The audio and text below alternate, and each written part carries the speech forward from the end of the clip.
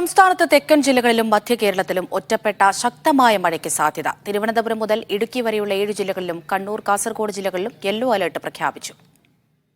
സ്വാന്തന സാജു വിവരങ്ങൾ നൽകാനായി ചേരുന്നുണ്ട്. സ്വാന്തന, വീണ്ടും മഴ കനക്കുകയാണ് എന്നാണോ? ഏതൊക്കെ ജില്ലകളിൽ മുന്നറിയിപ്പ് നൽകിയിട്ടുണ്ട്? അമൃത, അങ്ങനെ സംസ്ഥാനത്ത് ഒരു ഇടവേളയ്ക്ക് ശേഷം വീണ്ടും മഴ കനക്കുന്നു എന്ന മുന്നറിയിപ്പുകൾ തന്നെയാണ് ഇപ്പോൾ പുറത്തു വരുന്നത്.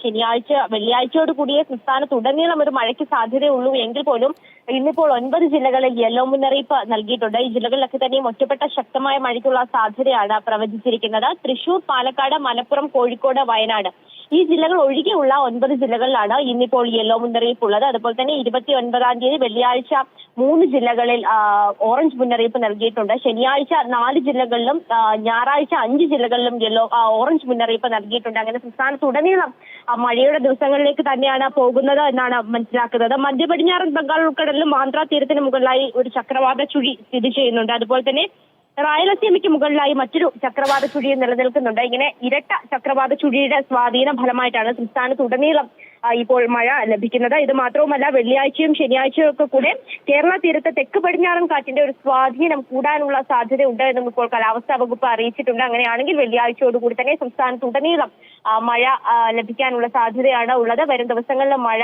ഉണ്ടാകുമെന്ന മുന്നറിയിപ്പുമാണ് ഈ അലർട്ടുകളൊക്കെ തന്നെയും സൂചിപ്പിക്കുന്നത്. അമൃത, വെള്ളിയാഴ്ച മുതൽ സംസ്ഥാനത്തുടനീളം വ്യാപകമായ മഴയ്ക്ക് സാധ്യതയുണ്ട് എന്നാണ് ലഭിക്കുന്ന മുന്നറിയിപ്പുകൾ. വിവരങ്ങളാണ് സ്വാന്തന സാജു നൽകിയത്.